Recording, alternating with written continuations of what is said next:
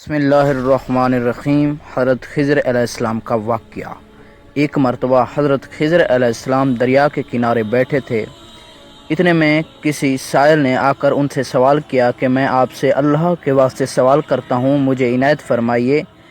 یہ سن کر حضرت خضر علیہ السلام پر بے ہوشی طاری ہو گئی۔ جب کچھ ہوش ہوا تو فرمانے لگے، بھائی میں تو صرف اپنی جان اور مال کا مالک ہوں، تم نے مجھ سے اللہ کے واسطے سوال کیا ہے، لہٰذا اپنی جان اور ذات تمہارے حوالے کرتا ہوں، تم جس طرح چاہو اس کو استعمال میں لاؤ، بازار میں فروخت کر کے اس کی قیمت سے فائدہ اٹھاؤ۔ چنانچہ سائل ان کو بازار لے گیا اور ایک شخص سائمہ کے ہاتھ ان کو فروخت کر دیا۔ یہ سائمہ خرید کر ان کو اپنے گھر لے گیا، جس کی پشت پر اس کا ایک باغ تھا۔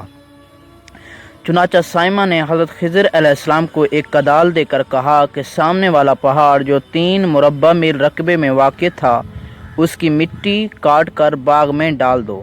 اور یہ حکم دے کر سائمہ اپنی ضرورت سے کہیں چلا گیا اور حضرت خضر علیہ السلام اس پہاڑ سے مٹی کاٹ کر باغ میں ڈالنے لگے۔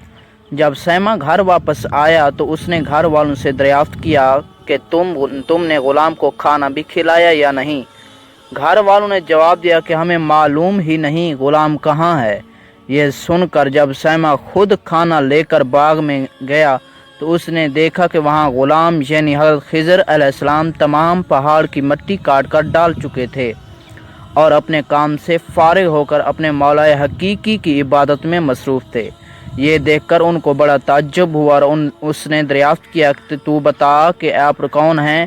اور یہ بات سن کر حضرت خضر علیہ السلام پر کچھ بے ہوشی سی طاری ہو گئی اور پھر افاقہ ہونے پر انہوں نے فرمایا کہ بھائی میں خضر ہوں، جس کو سن کر سائمہ کے ہوش اڑ گئے۔ اور تو نے یہ کیا کیا؟ ان کو غلام بنا کر ایسے کام پر لگایا؟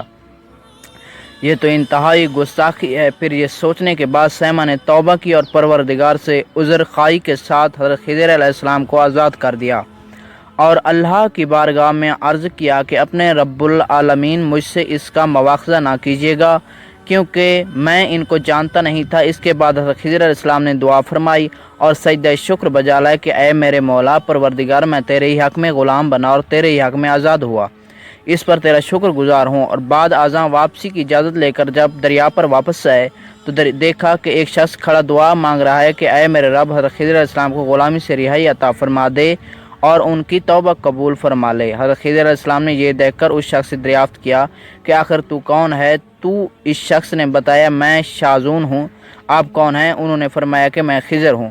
اس کے بعد شازون نے کہا کہ اے خضر علیہ السلام، آپ نے اپنے رہنے کے لیے مکان بنا کر دنیا طلب کی ہے، کیونکہ حضرت خضر علیہ السلام کا دریا کے کنارے پر ہی عبادت خانہ تھا۔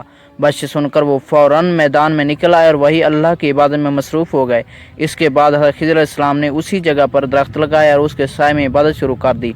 تو آواز آئی، اے خضر، جب تم نے درخت کے سائے میں سجدہ کیا تو تم نے دنیا کو آخرت پر ترجیح دی۔ پھر فرمان ہوا، مجھے اپنی عزت اور جلال کی قسم ہے، مجھے دنیا کی محبت میں رضامندی نہیں ہے۔ اس کے بعد حضرت خضر علیہ السلام نے شازون فرشتے سے کہا کہ اے شازون، دعا کرو کہ اللہ تعالیٰ میری توبہ قبول فرمائے۔ چنانچہ شازون نے دعا کی اور اللہ نے شازون کی برکت سے حضرت خضر علیہ السلام کی توبہ قبول سی۔ اس واقعے سے ہمیں یہ حاصل ہوتا ہے کہ خدا کے برگزیدہ بندے اسی حالت میں رہتے ہیں جو اللہ کو منظور ہو۔ بے شک ہماری فلاح بھی اسی میں ہے کہ زندگی کے ہر موڑ پر آنے والے ہر پیچ و خم میں ہم راضی رہیں، اللہ تعالیٰ کی چاہت کو سامنے رکھ کر زندگی گزاریں۔